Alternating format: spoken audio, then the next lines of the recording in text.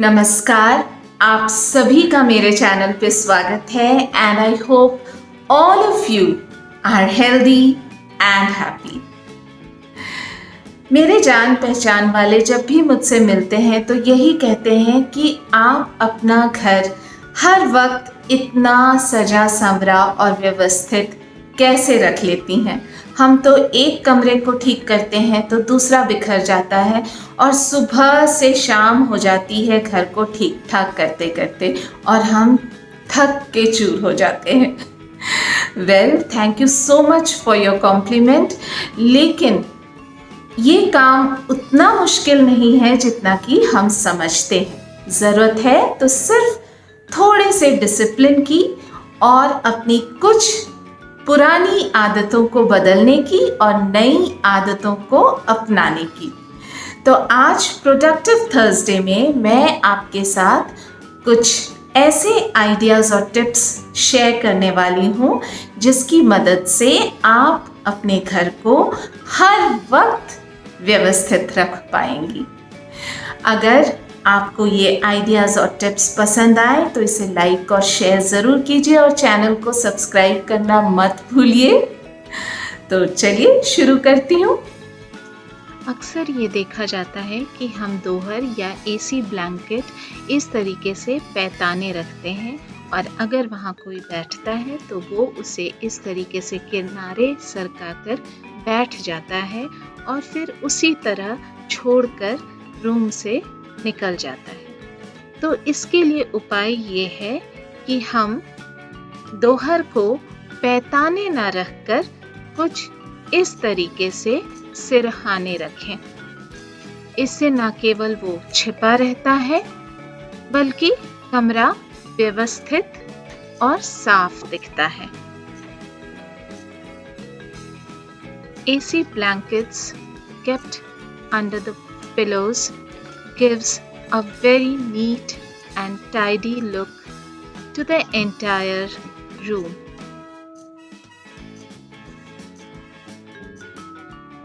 और अगर आपके पास इस तरीके का कोई बेड कवर सेट है तो फिर आप उसे इस तरीके से फोल्ड कर रख सकती हैं और जब इसे यूज़ करना हो तो इसके ऊपरी सतह को खोलकर हम यूज़ कर सकते हैं। पंखे की तेज़ हवा के कारण पर्दे अपनी जगह से धीरे धीरे सरक जाते हैं कुछ इस तरीके से।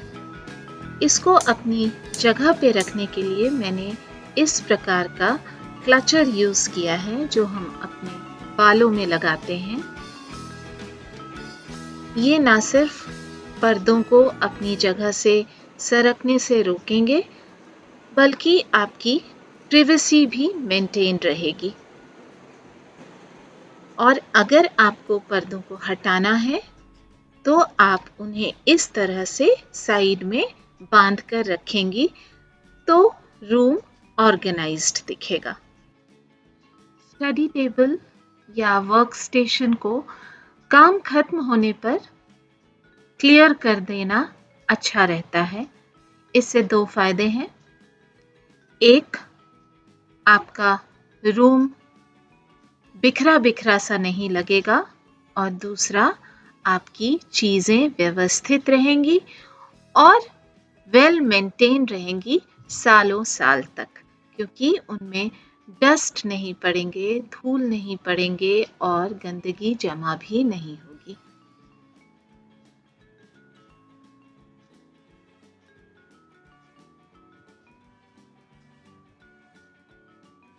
इसको करने में ज़्यादा समय नहीं लगता है और मेहनत भी नहीं लगती है, लेकिन आप अगर इसे यूं ही छोड़ देंगी और ये सोचकर कि मैं बाद में इसे निपटा लूँगी, तब वो मुसीबत बन जाती है। तो अगर आप उसी वक्त आप इसे अंदर ड्रॉर में रख देंगी तो आपका काम आसान हो जाएगा।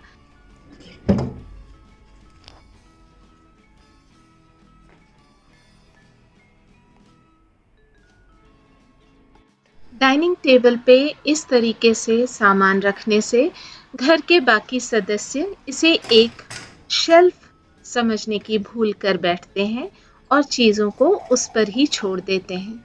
या फिर पानी लेते वक्त कभी कभार पानी गिर भी सकता है और ये एक शैबी लुक क्रिएट करता है।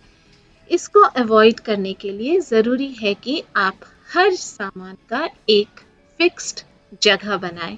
जैसे कि मैंने चाबी रखने के लिए एंट्रेंस पे ही इस तरह का एक बॉक्स रखा है और पानी का बॉटल्स या फिर स्पून वगैरह मैं इस तरीके से किचन में रखती हूँ ताकि अगर पानी गिरे भी तो मैं उसे तुरंत साफ कर सकती हूँ और इसकी वजह से मेरा लिविंग रूम और डाइनिंग टेबल हमेशा ही व्यवस्थित दिखता है बिना किसी मेहनत के।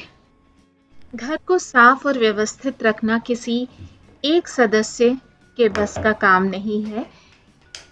इसमें घर के हर एक सदस्य का योगदान होना बहुत ज़रूरी है और अगर आप हर चीज़ों के लिए एक निर्धारित जगह बनाती हैं तो घर के बाकी सदस्य ऑटोमेटिकली उस चीज़ को फॉलो करेंगे। जैसे कि मैंने मोबाइल चार्जर के लिए एक अलग ड्रॉयर रखा है जिसमें कि सभी लोग अपना मोबाइल चार्जर या फिर हेडफोन्स वगैरह रखते हैं। सिमिलरली मैंने टीवी रिमोट या फिर ऑडियो सिस्टम कंट्रोल के लिए भी एक ट्रे रखा है जहाँ की बड़ी आसानी से उसे रखा जा सकता है। इससे घर बिल्कुल ही सजा सवरा रहता है। बाहर और घर के लिए अलग जूते चप्पल का होना बहुत ज़रूरी है। ये भी आपके घर को साफ रखने में मददगार साबित होता है। हम जब बाहर मार्केट या कहीं और जाते हैं तब तो चप्पल या शूज़ इत्यादि बदलते ही हैं, लेकिन अगर हम मान लीजिए बिल्डिंग के नीचे किसी काम से गए तो हम घर वाले ही चप्पल पहन के निकल पड़ते हैं। इसको अवॉइड किया जाए तो इससे घर में साफ सफाई बनी रहती है।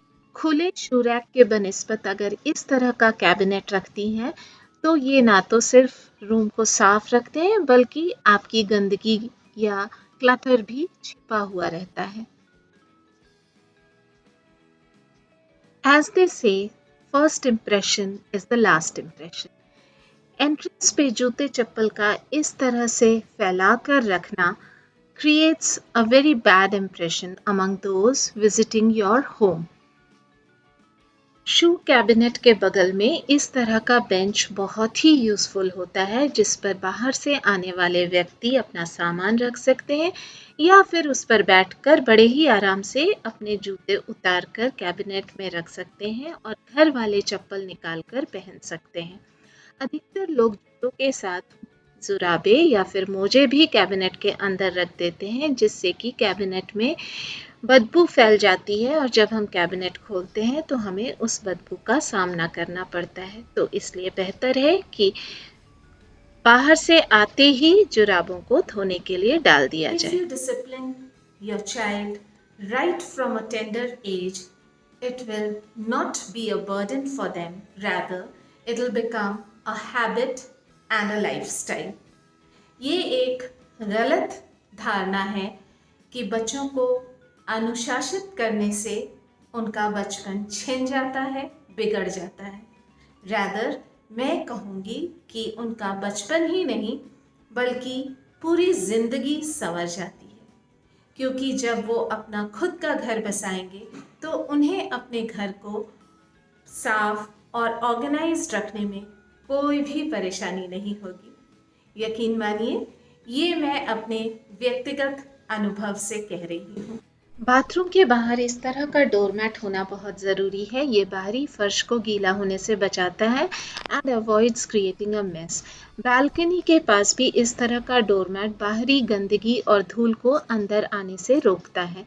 बेडसाइड मैट या रनर भी बहुत यूज़फुल होता है। इससे आपका चादर जल्दी गंदा नहीं होता है और आपको बार बार उसे बदलने की ज़रूरत नहीं पड़ती है। वैसे मैं बेडसाइड रनर रखना पसंद नहीं करती हूँ क्योंकि दैट बिकम्स अ हिंड्रेंस और उससे मेरा ही काम बढ़ जाता है। उसे झाड़ो, उसे धो वगैरह वगैरह। तो मैं घर में भी चप्पल पहन के घूमना पसंद करती हूँ। इससे मेरा चादर भी साफ रहता है और मेरे पैर भी साफ सुथरे रहते हैं। मैंने अपने घर पर ज़्यादा डोमेस्टिक हेल्प नहीं रखा है। मेरे पास सिर्फ एक डोमेस्टिक हेल्प है जो कि मुझे बर्तन और झाड़ू पोछा में हेल्प करती है। बाकी वॉशिंग, कुकिंग और डस्टिंग मैं खुद से करना पसंद करती हूँ, क्योंकि डोमेस्टिक हेल्प के पीछे लगना और उन्हें सुपरवाइज करना एक अलग ही कहानी है। और खुद से करने से चीज़ों की लाइफ भी बढ़ जाती है और सफाई भी बहुत ही अच्छे तरीके से होती है।